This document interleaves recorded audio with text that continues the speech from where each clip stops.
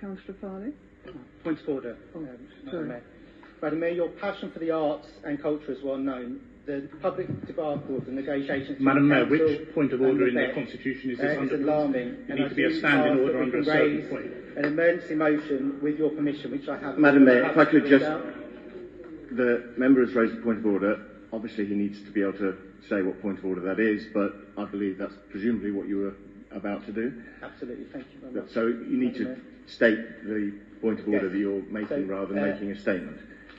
Within the provision of motions without notice, we'd ask for an emergency motion that acknowledges the Council should regret the communication with Trafalgar Group and should work.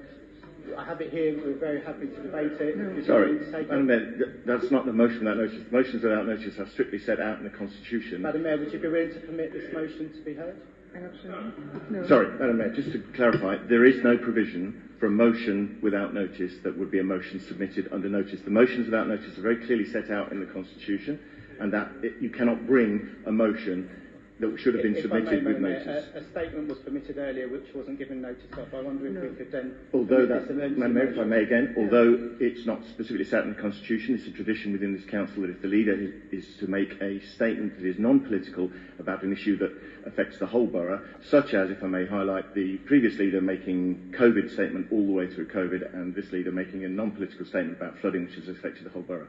What you're trying to do is bring a motion that should have been submitted with notice by midday last Tuesday. The notices without motion are quite clearly set out in Standing Order 13. Bringing a motion like that is not within the terms of the Constitution. I would advise you not to accept it. As this came after the date... Madam Mayor, I was just asking, as this came after the date... Sorry, can you sit down, Councillor Mathers? We're not going to do that. Thank you. Right, back to item 7.